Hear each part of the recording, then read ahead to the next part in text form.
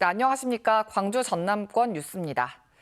네, 음주운전으로 사고를 내고 남의 물건을 훔치고 경찰이 할 행동은 아니죠. 그런데 이런 일이 최근 광주경찰청에서 반복됐습니다. 이렇게 광주경찰청 소속 경찰관들의 비위가 도를 넘으면서 경찰청이 집중 감찰에 나섰습니다. 김혜린 기자입니다. 승용차 한 대가 교통시설물을 들이받고 멈춰섭니다. 건널목에 있던 시민이 깜짝 놀라 몸을 피하고 뒤따라 순찰차가 도착합니다. 사고 차량 운전자는 현직 경찰관, 만취 상태로 운전을 하던 중 단속을 피해 달아나다 사고를 냈습니다. 사고가 난 곳은 횡단보도 바로 옆이라 인명피해로 이어질 수 있었습니다. 다음 날 광주경찰청장이 음주운전 근절 특별 경보를 내렸지만 같은 날 음주운전 경찰은 또 나왔습니다. 올해 음주운전을 한 경찰만 4명, 술에 취해 다른 사람의 차를 훔쳐 타고 차량 금품과 자전거, 골프장 라커룸 지갑 등 남의 물건을 훔친 경찰관들도 계속 나왔습니다. 성비위로도 지난 4월 총경 1명이 전보 조치되고 술집에서 여성을 강제 추행한 지구대 직원은 검찰에 넘겨졌습니다. 올해 자체 징계를 받은 광주경찰관은 모두 7명. 상반기밖에 지나지 않았지만 지난해와 벌써 같은 숫자입니다. 이렇게 비위와 범죄가 잇따르자 경찰청이 광주경찰청에 대해 집중 감찰을 벌입니다. 지난달 베트남 국적 피의자들이 집단 도주했을 때 감찰에 나선 지 한 달 만입니다. 이번엔 별도 사무실까지 꾸렸습니다. 경찰청 관계자는 비위의 원인을 진단하고 분석하기 위한 특별 점검이라며 감사장 마련을 요청했다고 밝혔습니다. 전문가들은 견제와 감시를 강화해야 한다고 지적합니다. 자치경찰제의 권한 중에 감사, 사무, 평가에 대한 내용들을 적극 활용하는 것도 이러한 상황을 예방할 수 있는데 도움이 될 수 있을 것으로. 시민들 곁으로 다가가겠다며 자치경찰이 출범한 지 2년. 광주경찰이 시민들에게 안심보다 걱정을 안기고 있습니다. KBS 뉴스 김혜린입니다. 출생 미신고 아동 전수조사가 지난 7일 끝난 가운데 광주와 전남 지역 수사 의뢰 건수는 지금까지 61건으로 나타났습니다. 경찰청이 발표한 출생 미신고 아동 수사 현황에 따르면 지난 7일까지 광주경찰청은 30건, 전남경찰청은 31건을 수사 의뢰받았습니다. 전남청은 앞서 여수와 무안의 4만 건에 범죄 혐의점이 없다고 판단하는 등 5건을 종결 처리했습니다. 현재 광주와 전남에서 조사 중인 건 56건으로 지자체 전수조사 결과 수사 의뢰는 더 늘어날 가능성이 있습니다. 한동훈 법무부 장관이 현대사모중공업을 찾았습니다. 외국인 인력 수급 실태에 대한 대화를 나눴는데 협력사들은 외국인 인력 공급을 더 원활하게 할 수 있도록 외국인 할당 제도의 개선을 요청했고 외국인 노동자들 역시 탄력적 근무 형태를 건의했습니다. 김광진 기자의 보도입니다. 배 한 척에 3천억 원이 넘는 액화천연가스인 LNG 운반선입니다. 현대사모중공업은 연간 8척을 생산하는 등 국내 최고의 생산 능력을 보유하고 있습니다. 이 같은 현대사모중공업의 생산성은 2,700여 명에 이르는 외국인 노동 인력이 뒷받침하고 있습니다. 외국인 인력 수급을 위해 법무부는 올해 초 외국 인력 채용 비율을 기업의 내국인 근로자 대비 20%에서 30%까지로 상향했고 숙련 기능 인력 대상을 연간 2,000명에서 5,000명으로 확대하는 등 제도 개선을 추진했습니다. 우리가 필요한 우수한 인력들은 많이 받아들이게 돼. 그렇다고 불법을 허용하는 것은 아니고요. 불법 체류에 관한 단속도 같이 하는 방향으로 갈 것이고요. 현대사모중공업은 한동훈 법무부 장관과의 간담회에서 현재 내국인 근로자의 30%까지 채용 가능한 외국인 근로자 수를 사업장별 매출액 기준으로 바꿔줄 것 등을 건의했습니다. 사내 협력업체 대표들도 국내 외국 유학생이 조선업종에 취업 시 이들은 할당량 산정에서 제외해주고 불법 체류자 신분이지만 기량이 뛰어난 외국인을 활용할 수 있는 방안 등을 요청했습니다.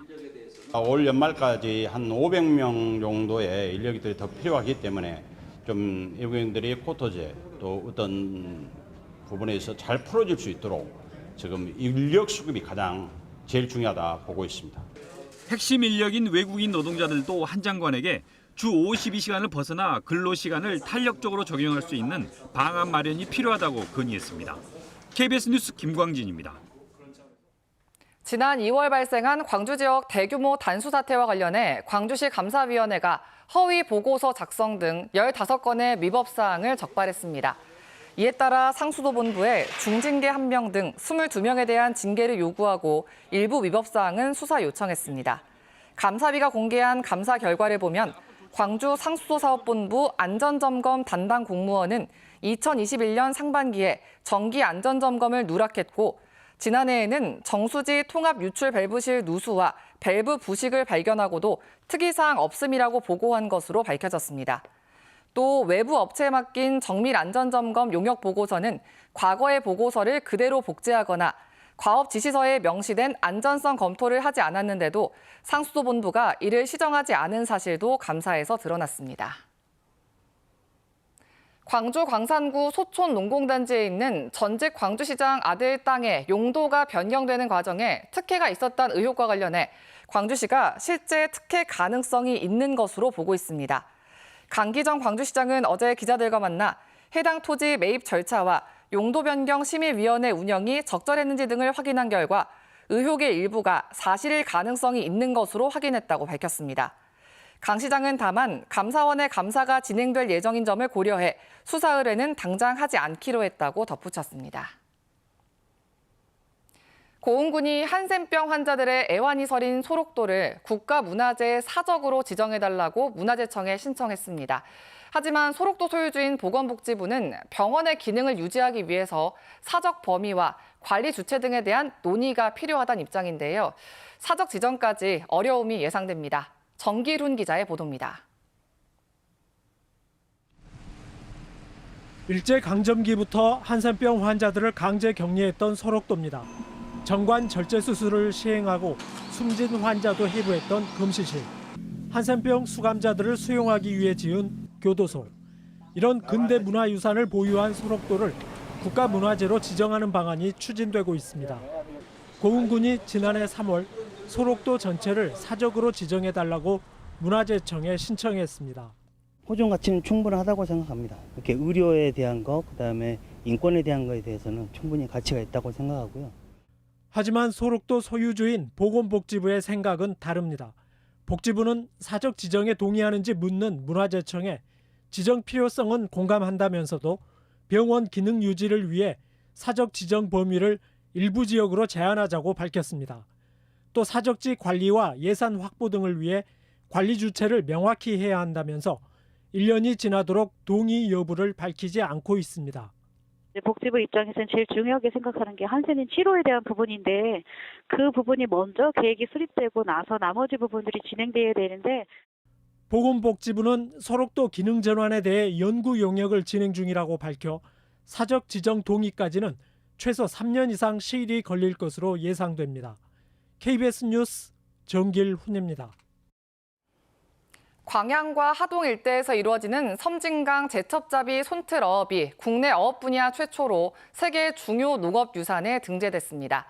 세계 식량농업기구는 최근 개최한 세계 중요 농업유산 전문가 그룹 회의에서 이같이 결정했다고 밝혔습니다. 제첩잡이 손틀어업은 사람이 직접 강물에 들어가서 대나무로 만든 거랭이를 이용해 강바닥을 긁어 제첩을 채취하는 방식입니다.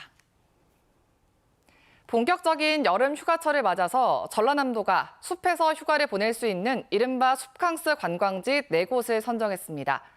이번에 선정된 곳은 완도 수목원과 국립나주숲체원, 보성 제암산 자연휴양림과 여수 봉화산 산림욕장 등으로 편백나무 산림욕과 무장의 산책길 체험 등 다양한 프로그램을 즐길 수 있습니다.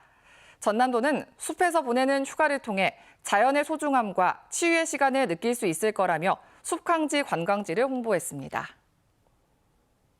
전라남도가 스트레스와 탈진 증후군 등 경무로 지친 공직자들을 위해서 심리상담 사업을 확대 추진합니다.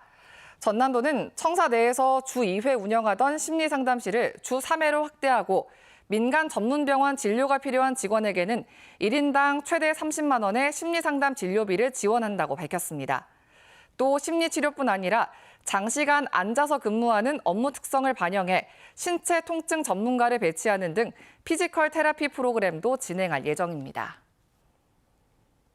광주지방검찰청 순천지청은 농협조합장 선거 과정에서 불법 선거운동을 벌인 혐의로 구례농협 비상임이사 A씨를 구속 기소했습니다. A씨는 지난 3월 치러진 구례농협 조합장 선거에서 모 후보자의 불법 선거 조직 총책을 맡은 대가로 돈을 받은 뒤 조합원들에게 식사를 제공하고 조합원 4,400명의 명단을 유출한 혐의 등을 받고 있습니다.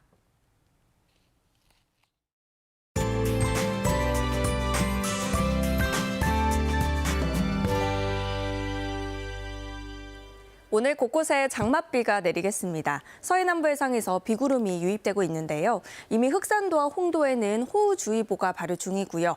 비는 점차 광주 전남 대부분 지역으로 확대가 되겠습니다. 우선 내일까지 예상되는 비의 양은 광주 전남 지역에 50에서 120, 많이 오는 곳은 150mm가 넘겠습니다. 특히 내일 오전까지는 시간당 강우량이 30에서 60mm로 집중호우가 내릴 수도 있겠습니다.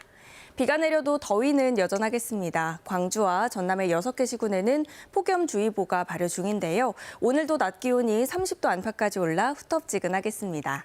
지역별 기온 살펴보겠습니다. 아침 기온 어제보다 1에서 3도가량 높고요. 낮 기온은 광주와 담양 28도까지 오르겠습니다. 여수의 낮 최고 기온 26도, 고흥 27도로 후텁지근하겠습니다.